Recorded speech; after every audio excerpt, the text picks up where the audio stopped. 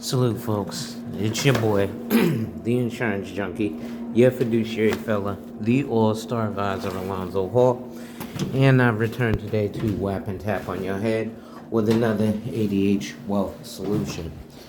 So today I'm gonna go on a little bit more of a rant.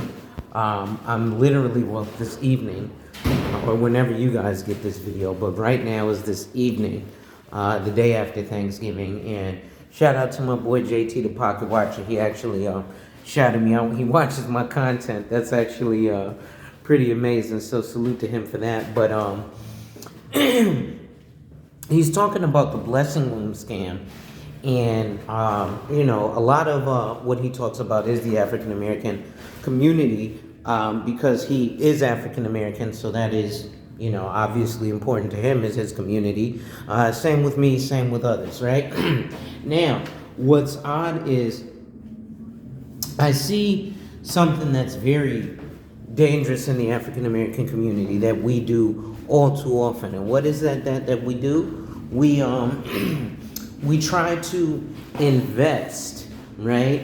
And there's a reason that there's a barrier of entry to certain types of investing or investment in general.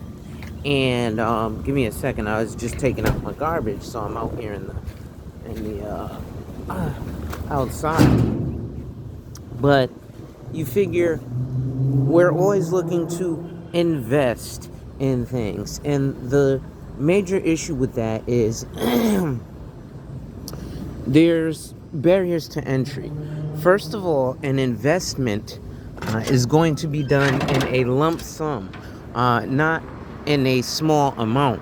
And one thing that I've seen way too many times, especially with black folks, is when they're dealing with agents from a certain three-letter company, where they tell you to buy term and invest the difference, and they'll tell them to put $25 a month away into a mutual fund. And while that sounds nice, really that's not going to push the needle, because an actual investment is really about $25,000. Anything less than that, basically at $25 a month, you're telling this person to put this investment away for 1,000 months. Well, 360 months is 30 years. So that's a pretty long time, right? When you put it like that. So what ends up happening is we get misguided, and we don't even get taught things like time horizon or exit strategy. Well, what's a time horizon and an exit strategy? They're kind of one and the same. Time horizon is, hey, if I put this money in at X time, by Y time, I want it to have accreted to Z amount. So that's another thing we don't learn about, hey, what is my time horizon? What is my exit strategy? What percentage do I want to yield? This, that, and the third, right? And then we also get into investing for the wrong reasons. You see, when you invest, especially in the stock market and things like that, the wealthy don't invest in equity markets to gain money or to get rich. The purpose of investing in equity markets is preservation of capital. So basically, they're putting that money in, and they're saying, hey, if I make money off of this investment, great. But the point of it is, I put this $100,000 in here. I want this $100,000 to at least be $100,000 in 10 years. Not, hey, I hope it blows up and I'm excited because it's going up or it's going down. They're going to weather the storm. So they could care less about that. But, the next real big issue that I see all too often with black folk in investing, I would have to say, would be when we kind of look at investing like, again, like gambling, right? And it's not supposed to be that way. The way that you invest money, again, if it's not for preservation of capital, if you're looking for an accretion, which means that your money goes up, then okay, so maybe you're looking for a return on investment and you are looking for an accretion, but you want to make sure that that money that you're putting into the investment is not money that you need, or that you have to expect a return on. It needs to be completely expendable. It needs to be similar to something that folks say in the black community very often when it comes to lending money to family, right? We'll say, hey, this is a gift, not a loan. I don't lend money. I only give money that I can afford to not get back, right?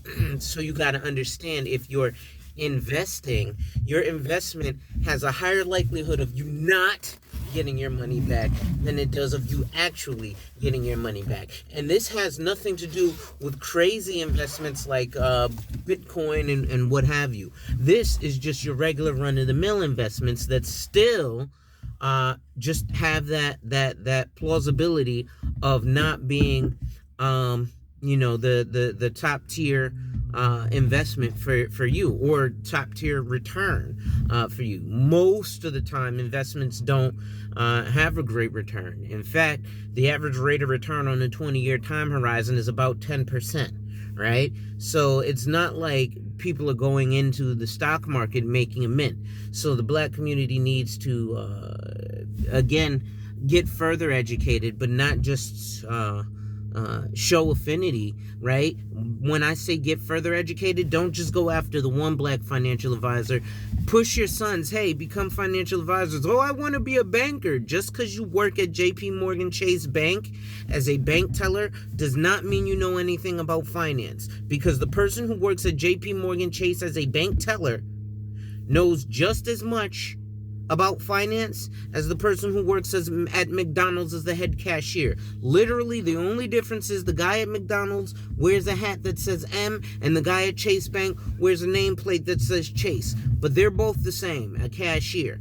So it goes deeper than that. You have to find people who have these licensures and things. So we can't go looking for the next big, knock it out of the park investment when we don't understand that these things are taken in baby steps. We don't understand things, there's so many things that are buzzwords that would really be boring, especially to black folks, when it comes to this investing stuff. That's why you hear, generational wealth, and you hear all these phrases and stuff. Even in stuff simple as insurance, right?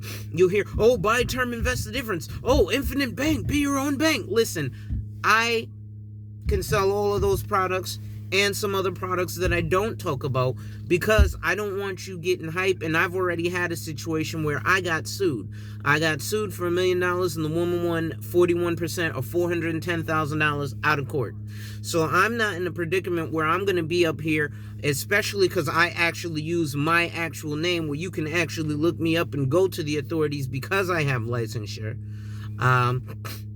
I'm not going to put myself at risk. But just like JT the Pocket Watcher said, trust but verify, right? So, hey, this guy is like me. You know what? I want to do it for the culture. Let me do a little bit of research into him. Now, when you're doing this research into him, okay, cool, do the research. But don't do stuff like people have done to me. I need your EIN, and I need your this, and I need your that. Look, you got my name. You have my license number. You want to look me up, I'll even tell you where to go. I sent this person to the NAIC, National Association of Insurance Commissioners. That's NAIC.org.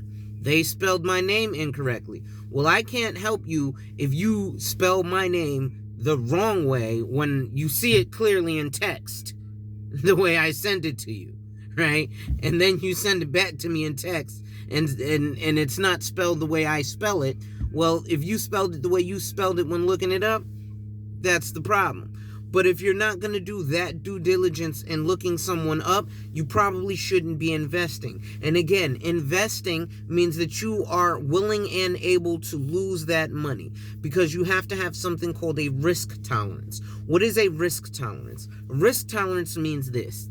If I came to you and said, give me $100 and I'm going to put it in this investment, and this investment might get you back 10%. So out of this $100, I'll get you back $110. You would be happy. But you also have to realize that I can also get you zero, which means that that $100 can turn to zero.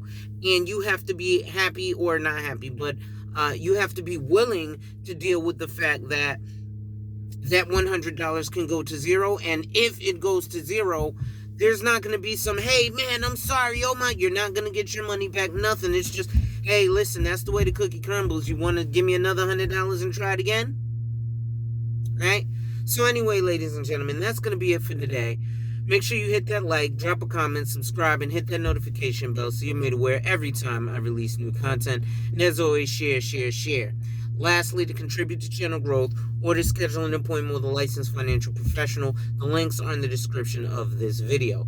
With that being said, ladies and gentlemen, wipe ass. Work in progress every day and see success. And remember, folks, when people challenge you, they don't challenge you to challenge you, but they challenge you to challenge you. Accept the challenge. Salute.